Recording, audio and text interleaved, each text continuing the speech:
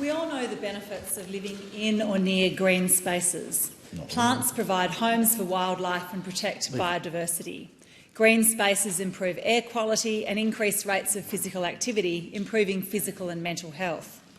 As Perth swelters through another hot week, our urban vegetation is particularly significant. It cools down our cities, combating the urban heat island effect, which makes cities several degrees hotter than the surrounding countryside. In late 2022, a group of Curtin residents concerned about Perth's shrinking urban canopy came together to form the WA Tree Canopy Advocates, which now comprises 24 groups from across WA and almost 20,000 members, all worried about Perth's dwindling tree canopy. Sarah, the founding member of WATGA, recently told me between 2011 and 2020, 1/4 of Perth's urban canopy was lost, largely through the clearing of private land for development. Overall canopy cover in Perth is 16%, the lowest of all Australian cities. For context, cities like Barcelona, New York City and Canberra have a canopy cover target of 30% or higher. Metropolitan Perth is one of the only cities in Australia that does not have a tree canopy target.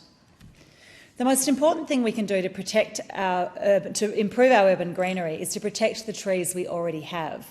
But Perth has no blanket protections for large mature trees on private land.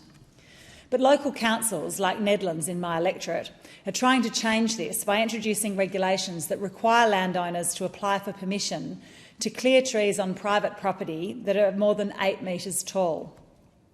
Last Friday, Sarah and the WA Tree Canopy Advocates were devastated to hear the WA State Government has overruled this regulation and was instead developing a strategy that will not include any requirement for protection of trees on private land. This is despite the fact that 80% of the canopy being lost is on private land. We absolutely need increased housing density and infill to address housing shortages, but we must not lose the mature canopy and green spaces that make Curtin a beautiful place to live. We must ensure that these decisions are made in the long-term interests of communities, not property developers.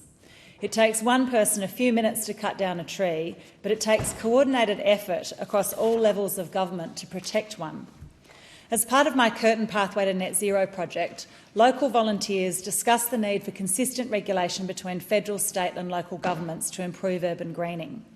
This year's anticipated reform of the EPBC Act is an opportunity for our national nature laws to better protect biodiversity in our cities. Many in my community are calling for a national framework to protect urban vegetation so councils can sow the seeds and reap the benefits of leafy cities.